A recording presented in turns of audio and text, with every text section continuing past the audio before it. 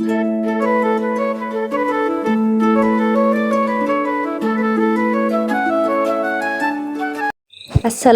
আলাইকুম, কেমন আছেন সবাই? আশা করি আপনারা সবাই আল্লাহর অশেষ মেহেরবানিতে পরিবার পরিজন নিয়ে অনেক অনেক ভালো আছেন। আমিও আলহামদুলিল্লাহ আমার পরিবারের সবাইকে নিয়ে ভালো আছি। নতুন দিনে নতুন আর একটি ভিডিও নিয়ে চলে আসলাম আপনাদের মাঝে। আশা করি আজকের ভিডিওটি আপনাদের কাছে ভালো লাগবে। আজকে আপনাদের সাথে শেয়ার করব আমি কিভাবে হলুদ সংরক্ষণ করি। এইভাবে হলুদ সংরক্ষণ করলে 2-3 বছরে হলুদের কিছু হয় না, দলা দলা পাকিয়ে যায় না। এইখানে আমি 2 কেজির মতো হলুদ ভাঙিয়ে নিয়েছি। বাজার থেকে হলুদ কিনে আনার পরে আস্ত হলুদ আমি কড়া রোদ্রে 2 দিন শুকিয়ে নিয়েছি। তারপরে হলুদগুলো মিশিয়ে ভাঙিয়ে নিয়েছি। হলুদের গুঁড়াগুলো চেলে তারপরে সংরক্ষণ করে রেখে দিব, কেননা হলুদের গুঁড়া বাহিরে রৌদ্রে দিয়েছি, ওইখান থেকে ধুলা বালি আরও অনেক ময়লা পড়তে পারে। তারপরে আবার দেখা যায় হলুদের যে ছোগা ছোগা এরকম অনেক ময়লা থাকতে পারে। এর জন্য আমি যখন কোনো হলুদের গুঁড়া ভাঙিয়ে তারপরে রৌদ্রে দিয়ে তারপরে এগুলো ভালোভাবে চেলে তারপরে শুকনো ভালো একটা জারে রেখে দেই। এইভাবে যদি আপনি হলুদের গুঁড়া রেখে দেন তাহলে দেখা যায় 2-3 বছরে হলুদের গুঁড়া দলা দলা পাকিয়ে যাবে না এবং ভালো থাকবে। অনেকের মনে প্রশ্ন আসতে পারে যে হলুদ যখন শুকিয়ে ভাঙাতে দেয় তাহলে আবার ভাঙানোর পরে কেন রৌদ্রে দিতে হবে।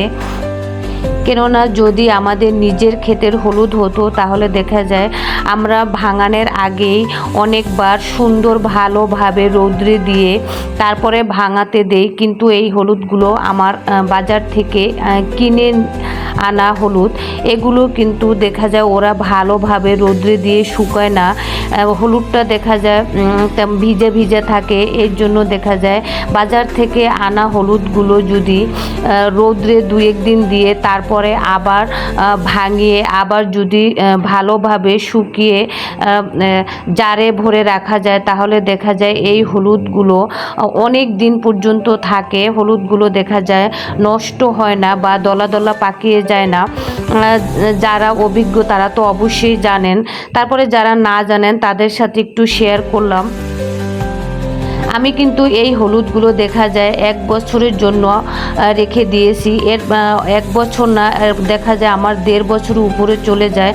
তারপরে হলুদগুলো আমি সংরক্ষণ করে রাখার পরে ফ্লোরে কিছু হলুদ পড়েছিল, তারপরে ভালোভাবে কিচেনটা পরিষ্কার করে নিয়েছি। তারপরে এই যে রাত্রে খাবারের পরে যে এঁটো বাসনপত্র হয়েছে সেগুলো এখন ধুয়ে নিচ্ছি। তারপরে দেখা যায় ঘুমাতে যাওয়ার আগে আরও আমাদের গৃহিণীদের অনেক কাজ থাকে। বাসাটাকে আমি ভালোভাবে ঝাড় দিয়ে তারপর পরিষ্কার করে নিব, কিচেনটাকে পরিষ্কার করে নিব। আমি এই কাজগুলো প্রতিদিনই করে থাকি, কেননা সকালবেলা ঘুম থেকে উঠে আমার কাছে কেন জানি না উঠে যদি বাসাটাকে পরিষ্কার দেখি তাহলে মন থেকে একটা শান্তিও লাগে। কেননা ঘুম থেকে উঠেই যদি এই কাজগুলো করতে যাই তাহলে দেখা যায় আমার কাছে খুবই বিরক্ত লাগে। এর জন্য রাত্রে ঘুমাতে যাওয়ার আগ পর্যন্ত সব কাজ সেরে নিয়ে তারপরে শান্তি মতন চিন্তামুক্ত হয়ে ঘুমিয়ে যাই। আর ঘুম থেকে উঠে তারপরে কিচেনে গিয়ে রান্নাবাড়িটা সেরে শুধু দেখা যায় তেমন একটা কাজ থাকে না, রিল্যাক্স মুডে কাজ করা যায়। আমি এইভাবেই আমার সংসারের কাজগুলো করে থাকি, সেগুলোই আপনাদের সাথে শেয়ার করলাম। আপনারা যারা এই মুহূর্তে আমার ভিডিওটির সাথে আছেন একটি লাইক দিতে ভুলে গিয়েছেন, প্লিজ একটি লাইক দিয়ে আমার ভিডিওটি কন্টিনিউ করবেন।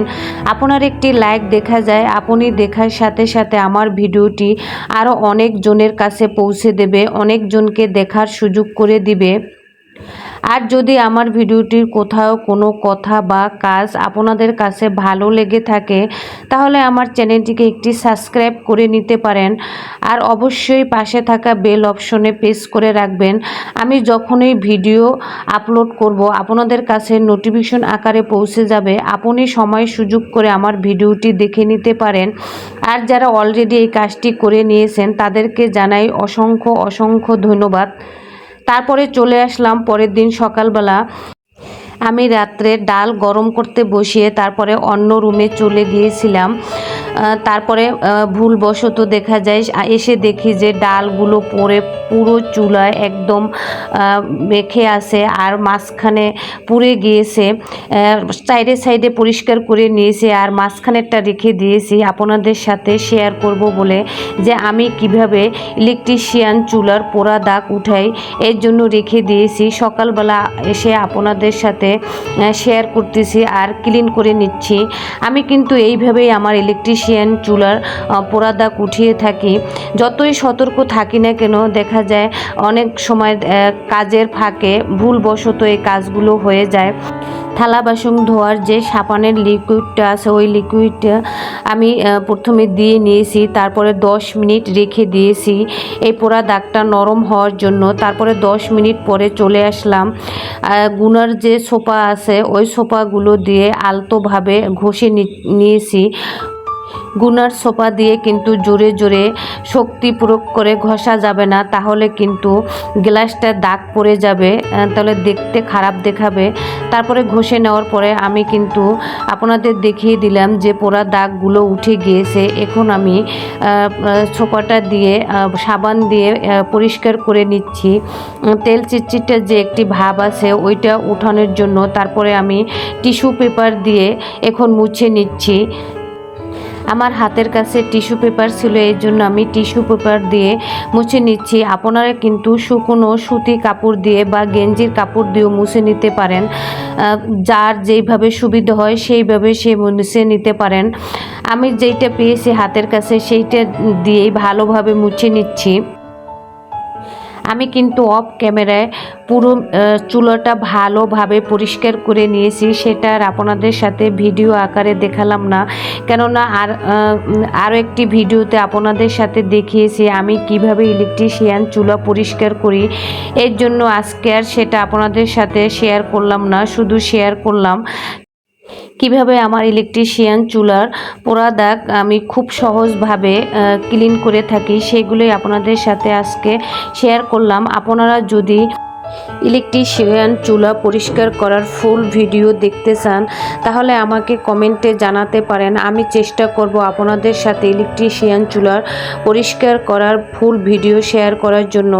তারপর কিন্তু আমি চুলাটা পরিষ্কার করার পরে সকালের নাস্তা বসিয়ে দিয়েছি। আমি অফ ক্যামেরায় রাইস কুকারে ভাত বসিয়ে দিয়েছি। তারপরে এখন প্রেশার কুকারে পেঁপে সিদ্ধ করার জন্য বসিয়ে দিয়েছি। আজকে আমি সকালের আর দুপুরের রান্নাটা একসাথে সেরে নিব, কেননা 2 দিন যাবৎ প্রচণ্ড সূর্যের তাপ, প্রচুর গরম। দুপুরবেলা কিচেন রুমে যাওয়া যায় না। কিচেন রুমে দুপুরবেলা রান্না করলে আমার খুব খারাপ লাগে, প্রচুর গরম লাগে। এর জন্য আজকে সকাল আর দুপুরের জন্য একসাথে রান্না করে নিব। সকালের নাস্তাটাও হয়ে যাবে, আবার দুপুরের খাবারটাও হয়ে যাবে, আর রাত্রে রান্না করব। এর জন্য সকালের নাস্তা আর দুপুরের রান্না একসাথে আয়োজন করে নিচ্ছি। আমি কিন্তু পেঁপে ভর্তাটা করে নিচ্ছি। এইভাবে পেঁপে ভর্তাটা করলে খুবই মজা লাগে। আমি কিন্তু গরমের ভিতরে মাঝে মাঝেই এইভাবে পেঁপে ভর্তা করে খাই। আপনারা এইভাবে পেঁপে ভর্তা খেয়ে দেখবেন, খুবই মজা লাগে। আর পেঁপে ভর্তা কিন্তু গ্যাসের প্রবলেম হয় না। আলু ভর্তা বা যে কোনো ভর্তায় কিন্তু দেখা যায় গ্যাসের সমস্যা হয়। সকালের নাস্তার জন্য আরও ডাল চচ্চড়ি করে নিয়েছি, ঢেঁড়স ভাজি করেছি, উস্তা ভাজি করে নিয়েছি, আর শুটকি ভর্তা করে নিয়েছি। সেটা আর আপনাদের সাথে শেয়ার করলাম না, যদি শেয়ার করতে যাই দেখা যায় ভিডিওটি অনেক বড় হয়ে যাবে। আবার দুপুরে রান্না বসিয়ে দিয়েছি। দুপুরে রান্না করতে এসে দেখি যে আমার তেলের জারটায় তেল শেষ হয়ে গিয়েছে। তারপরে তেলের জারটায় তেল রিফিল করে নিলাম। আজকে এই পর্যন্তই, আবার নতুন কোনো ভিডিও নিয়ে চলে আসব আপনাদের মাঝে। আপনারা সবাই ভালো থাকবেন, সুস্থ থাকবেন, আমার পরিবারের সবার জন্য দোয়া করবেন। আজকে এই পর্যন্তই, আল্লাহ হাফিজ।